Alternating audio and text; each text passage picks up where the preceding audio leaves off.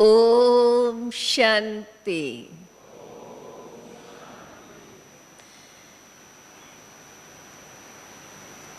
नई विश्व के रचयिता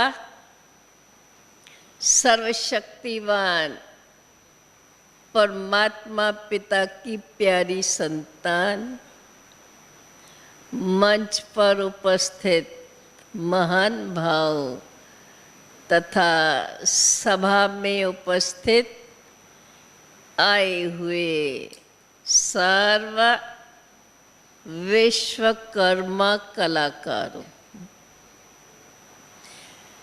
आज का यह विश्वकर्मा संगठन नाम, विश्व से संबंधित नाम विश्वकर्मा, अगर हम यथार्थ रीति से अपनी आध्यात्मिक भाषा से इसका अर्थ कहें तो विश्व को बनाने वाला, और यह विश्वकर्मा यथार्थ रीति से विश्व पिता को ही माना जाएगा। विश्व पिता परमात्मा ने, जिसको विश्व रचयिता कहा जाता है, उन्होंने विश्व का कौन सा निर्माण किया, इस बात को जानना हम मनुष्य आत्माओं के लिए बहुत ज़रूरी है। जिस विश्व के अंदर हम रह रहे हैं, जिस विश्व में हम कार्य कर रहे हैं, जिस विश्व के अंदर भिन्न भिन्न कलाओं से हम अपना कार्य देते रहे हैं, ऐसी विश्व को भी जानना और ऐसी विश्व को कौन सी विश्व परमात्मा ने बनाई, जिसके आधार पर विश्वकर्मा नाम चला आया है। और मुझे तो इस बात की खुशी है, आप सब विश्वकर्मा बनाने वाले भिन्न भिन्न प्रकार से अपनी कला के द्वारा भिन्न भिन्न प्रकार की वस्तुएं बड़ी सुंदर सुंदर बनाते रहते हैं।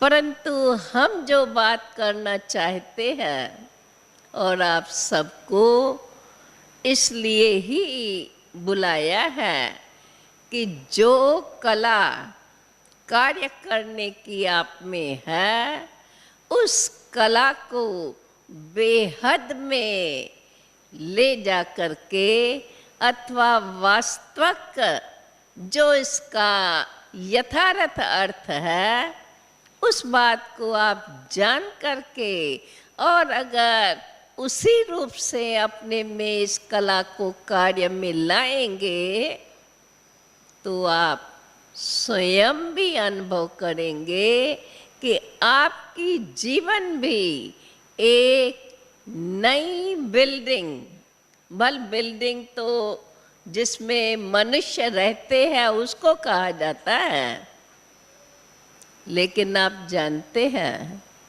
ये हमारा शरीर, जिसको हम एक मंदिर कहते हैं, जैसे मंदिर के अंदर मूर्ति विराजमान है, और मूर्ति के प्रति कितनी शुभ भावनाएं हम सब मनुष्यों को रहती है।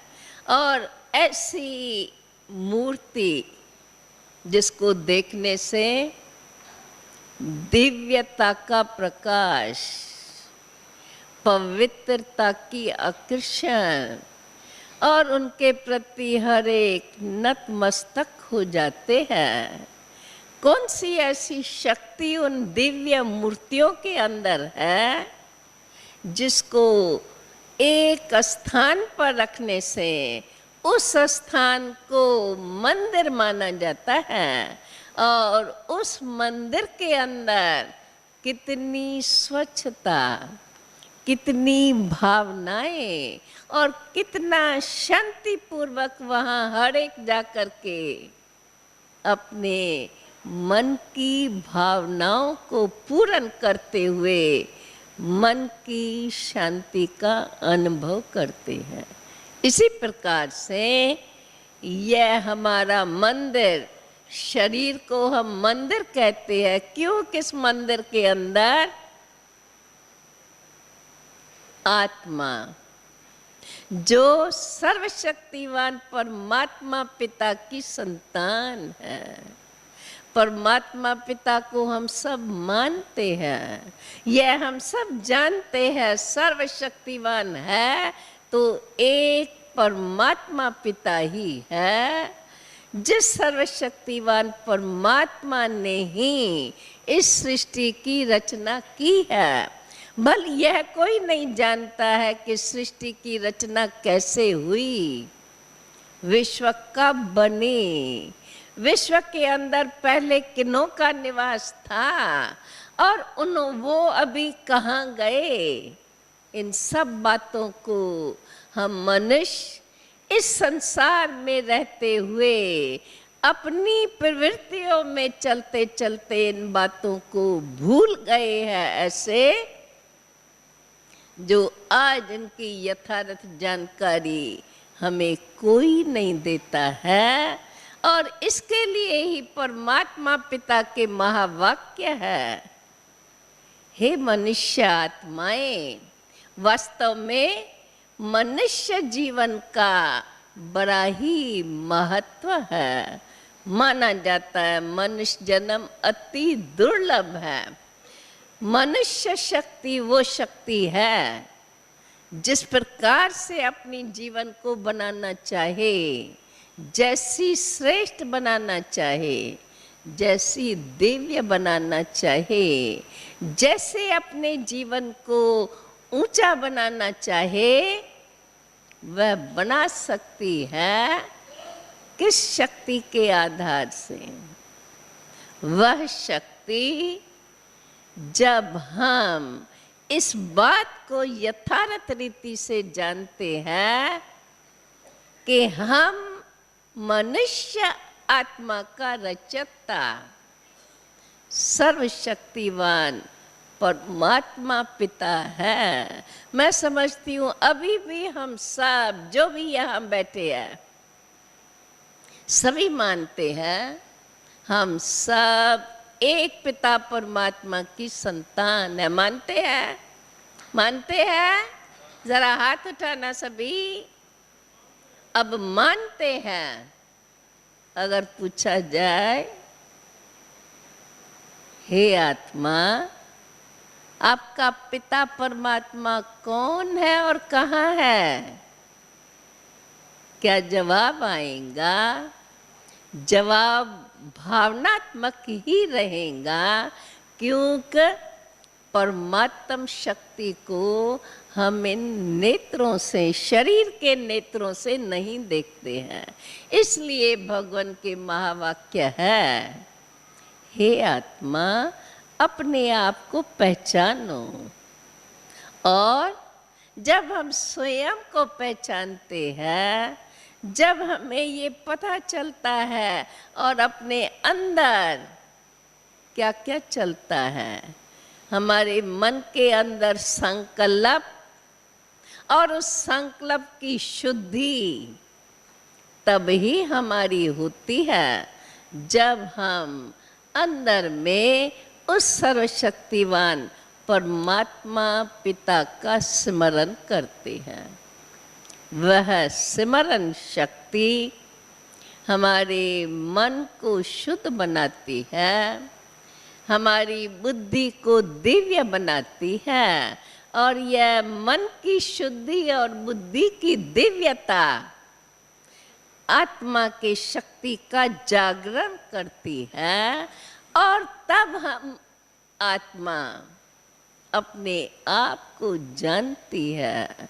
अब जैसे बताया गया कि जो जो कला है, कला में विशेष सुंदरता, आप लोग भी जो जो चीज़ें बनाते हैं, जैसा जैसा समय गुजरता है उसमें नया नया रंग, नई नई प्रकार से उसको बनाते जाएं। अब समय है जबकि हम अपनी जीवन के अंदर वह सुंदरता, सुंदरता हम कोई शारीरिक सुंदरता नहीं कहते हैं, परंतु इस शरीर के अंदर जो चैतन्य शक्ति आत्मा है, जो हम अपने आप को भूल चुके हैं, आत्मा की शक्ति से ही ये शरीर चलता है। आत्मा के अंदर किन गुणों का विकास है, उस शक्ति को हमें जानना है और उन गुणों को अपने जीवन के कर्मों में लाना है। तब देखो हमारे जीवन की सुंदरता, अर्थात हमारी जीवन के अंदर उन गुणों का विकास होता जाएगा जिन गुणों से संपन्न हम अपने पूज्य देवताओं को देखते हैं, जिन देवी देवताओं की मूर्तियां हम मंदिर में देखते हैं और उनके आगे आकर के नमस्कार करते हुए उनकी महिमा के गुण गाते हैं। परमात्मा पिता ने वह विश्व रची थी। जब इस विश्व की रचना शुरू हुई थी तब परमात्मा ने वही विश्व रची जिस विश्व को देवताओं की दुनिया कहा जाता है। उस विश्व के अंदर देवी देवताओं का निवास था, जिन देवताओं के जीवन में दिव्यता का प्रकाश, पवित्रता की शक्ति थी, जिस पवित्रता को आज भी हम याद करते हैं, जिस दिव्यता के प्रकाश के आगे आज भी हमारा मस्तक झुकता है, परंतु इस बात को हम अच्छी रीत से जान नहीं पाए हैं कि उस दिव्यता और पवित्रता को आज भी हम अपने जीवन में ला सकते हैं या नहीं। मैं आपको यही बताना चाहती हूँ, परमात्मा पिता ने वह जब सृष्टि रची थी तब भगवान के महावाक्य है कि उस सृष्टि के पहले, क्योंकि यह विश्व भी एक ऐसा ड्रामा बना हुआ है जो चलता ही रहता है, अनादि अविनाशी यह सृष्टि का चक्कर चलता है जो 4 युगों में चक्कर लगाता रहता है, सतयुग, त्रेता, द्वापर, कलयुग। और अगर आपसे भी पूछा जाए कि कलयुग के बाद क्या होगा तो क्या जवाब आएगा आपका? देगा कोई इसका जवाब? सतयुग, त्रेता, द्वापर, कलयुग। कलयुग के बाद क्या होगा? क्योंकि ये तो हम सब जानते हैं कि ये सृष्टि का चक्कर चलता ही रहता है, सृष्टि कभी बंद नहीं होती है। कब छोटी सी लगती है, थोड़े से होते हैं और धीरे धीरे वृद्धि को प्राप्त करके आज सृष्टि रूपी वृक्ष कितना विस्तार को प्राप्त हो गया है। आप जानते हैं, अपने देखते देखते सृष्टि का विकास होता जाता है।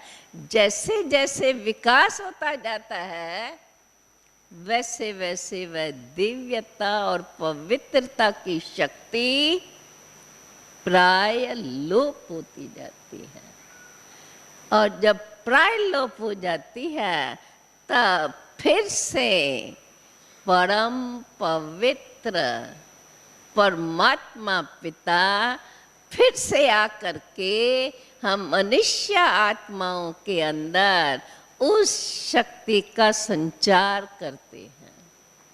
हम आपको यही बताना चाहते हैं, परमात्मा पिता के महावाक्य है, जब जब धर्म की अति गिलानी है।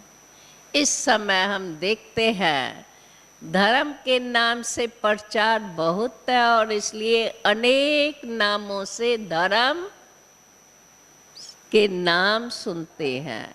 अनेक धर्मों के नाम होने के कारण अनेक धर्मों ने अपने अपने नियम, अपनी अपनी रीत रस्म, जिस कारण अनेकता हो जाने के कारण कहाँ तो आपस में कंपटीशन, कहाँ तो एक दो को कोई किसको आगे रखते, कोई किसको पीछे करते। लेकिन परमात्मा पिता का यही कहना है, वास्तव में हम सर्व आत्माओं का धर्म एक ही है, जिसके अंदर पवित्रता की शक्ति है। और वही पवित्रता की शक्ति फिर से हम आत्माओं में जागृत हो, उसके लिए परमात्मा ने फिर से आकर के यह अविनाशी ज्ञान और राजयोग की शिक्षा हम मनुष्य आत्माओं को दी है, जिस शिक्षा के आधार पर हमने इस अविनाशी ज्ञान और राजयोग का अभ्यास आज से 70 वर्ष पहले 14 साल तक, जब परमात्मा ने आकर के पिता श्री ब्रह्मा के द्वारा यह पूरी यज्ञ की हिस्ट्री आपको आगे के सत्र में बताई जाएंगी, लेकिन थोड़े में मैं आपको बताना चाहती हूँ कि परमात्मा पिता ने जब इस सृष्टि को नया बनाने का संकल्प उठा, तब फिर पिता श्री ब्रह्मा के अंदर वह संकल्प की जागृति हुई, जिस जागृति के साथ परमात्मा ने पिताश्री को पहले साक्षात्कार कराया कि यह विश्व पहले वही विश्व थी जिसके अंदर देवताओं का निवास था, और फिर से यही विश्व, उसमें भी कहेंगे यह हमारा भारत, जिस भारत के अंदर हम सब याद करते हैं, हमारा भारत स्वर्ग भूमि था, सोने की चिड़िया थी, यहाँ दूध और गिर की नदियाँ बहती थी। वो समय कब था और फिर से होगा कैसे, इस बात को हमें परमात्मा पिता ने बड़ी अच्छी रीत से बैठ के समझाया है कि फिर से अब जब के धर्म की अति ग्लानि है, जिसके लिए गाया हुआ है अनेक अधर्म विनाश और एक आदि सनातन सत्य धर्म की स्थापना, अब वही समय है जबकि सत्य धर्म की स्थापना परमात्मा पिता गुप्त रीति से करा रहे हैं, जिसका संदेश हम आप सबको दे रहे हैं। लेकिन पहले उस सत्य धर्म को हम सब ने अपने जीवन के अंदर अपनाया और जीवन के अंदर वह पवित्रता की शक्ति को जागृत करते हुए दैवी गुणों को जीवन में अपनाया और उन दैवी गुणों से कर्मों में श्रेष्ठता और दिव्यता, संबंध के अंदर वह स्नेह और व्यवहार के अंदर वह शुद्धि बनी रहे, जिससे हमारी एक दो के प्रति सदा शुभ भावनाएं बनी रहे। कभी भी हम किसके प्रति दोष दृष्टि न रखें, कभी भी किसके लिए बुरा न बोलें। जब अपने अंदर वह शुद्धता होंगी, अपने अंदर सर्व के प्रति यह भावना बनी रहे कि हम सब एक पिता परमात्मा की संतान आत्माएं हैं। जिस आत्मा की शक्ति से यह शरीर चलता है, इस शरीर के अंदर जब सद्गुण जागृत है तो इस शरीर में भी वह कलाएं रहती है जो हमारा सर्व से व्यवहार शुद्ध रहता है। व्यवहार में शुद्धि, आपस में स्नेह और स्नेहमय व्यवहार होने से हम सब एक दो को सुख देते हैं, एक दो को देख करके खुश होते हैं। और खुशी ही मनुष्य जीवन की शक्ति है। सदा हम जीवन में खुश रहें, सदा हमारे जीवन के अंदर शुद्धि रहे, जिस शुद्धि के आधार से हमारे अंदर वह पवित्रता की शक्ति जागृत रहे, जिससे हम मनुष्य जीवन में होते हुए उन देवताओं के जीवन का अनुभव करें कि बरोबर देवताओं की जीवन कितनी सुंदर। सुंदर कहने का भाव केवल बाहर की सुंदरता नहीं, परंतु जिसके अंदर मन की शुद्धि है और मन शांत है, जीवन में संतुष्टता है, तो वह संतुष्टता जीवन में खुशी देती है और खुशी से मनुष्य का चेहरा सदा खुशनुमा रहता है। खुशनुमा चेहरा देख के हर एक खुश होता है और खुशनुमा चेहरा ही सुंदर चेहरा माना जाता है। ऐसी सुंदरता हमारे जीवन में फिर से जागृत हो, उसके लिए परमात्मा ने जो हमें यह राजयोग की शिक्षा दी है, उस शिक्षा का लाभ हम आप सबको देना चाहते हैं। आपके अंदर भी शरीरक आजीविका के लिए जो भी कला से आप कार्य करते रहते हैं, परंतु उस कला के साथ साथ जैसा नाम, जबकि नाम है विश्वकर्मा, इस कला का नाम ही विश्वकर्मा कहते हैं।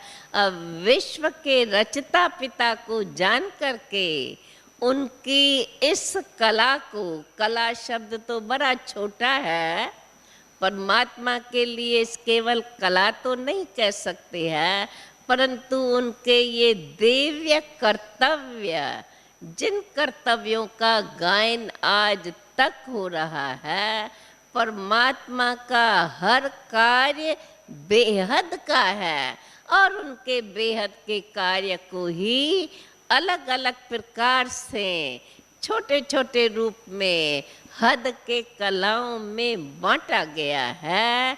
तो हम चाहते हैं भले आपकी जो भी कला है, इस कला के निमित्त, इस नाम के प्रति आप अपने बेहद बाप को जाने, बेहद पिता के बेहद कार्य को पहचाने और उस कार्य का लाभ आप हर एक अपने जीवन में लेकर के और फिर दुनिया को भी वह लाभ देने में आप सहयोगी बन जाए, तो आप देखेंगे आपकी जीवन कितनी श्रेष्ठ, कितनी शक्तिशाली और कितनी दिव्य गुणों से संपन्न बन जाती है। आप सब यहाँ आए हैं, अभी तो आपका आज पहला दिन है और आगे सत्रों के अंदर जैसे जैसे आप इन बातों को सुनते जाएंगे और जो जो बातें सुने उनको उसी दिन मन के अंदर उन्हीं बातों का चिंतन और उन्हीं बातों का चिंतन करते हुए जो अभ्यास आपको बताया जाए वह अभ्यास भी करते रहेंगे, क्योंकि यहाँ तो आपको उस कला का कोई कार्य नहीं करना है, परंतु वो कला तो आपके साथ है ही है, लेकिन साथ साथ जब यह बेहद के बाप की यह कला, दिव्य गुणों की कला आप जान जाएंगे और वह दिव्यता अपने जीवन में जागृत करेंगे, तो आप स्वयं अपने जीवन से खुश रहेंगे और आपके जीवन से फिर औरों को भी वो खुशी का लाभ मिलता जाएगा।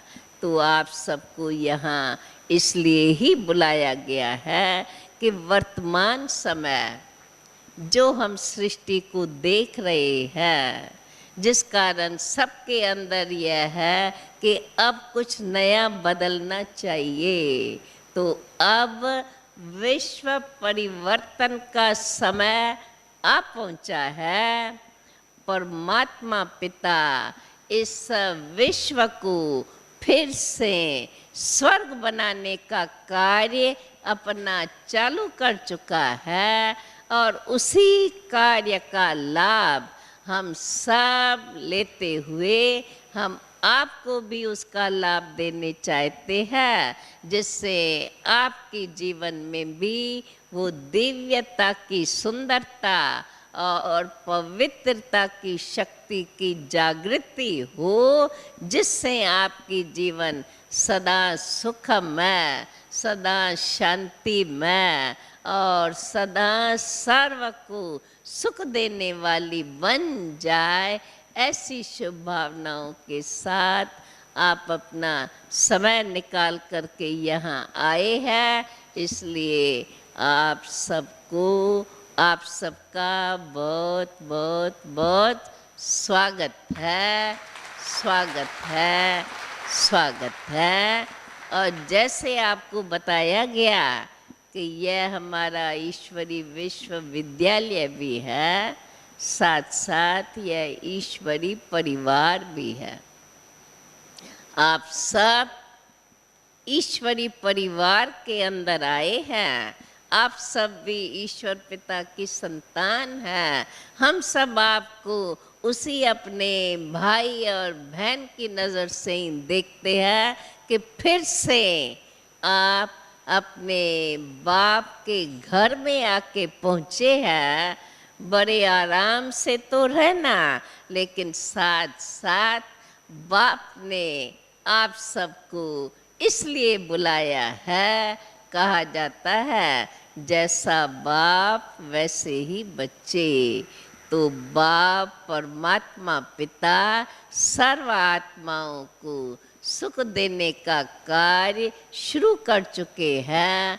आपको भी जीवन में सदा सुखी बने रहें, इसके लिए यह ज्ञान और राज्यों की शिक्षा आपको बताई जाएंगी, जिसको आप समझ करके अपने जीवन में उसका पूर्ण रूप से लाभ लेते रहना। इन्हीं शुभ भावनाओं के साथ फिर से आप सबका स्वागत है, स्वागत है, स्वागत है। ओम शांति।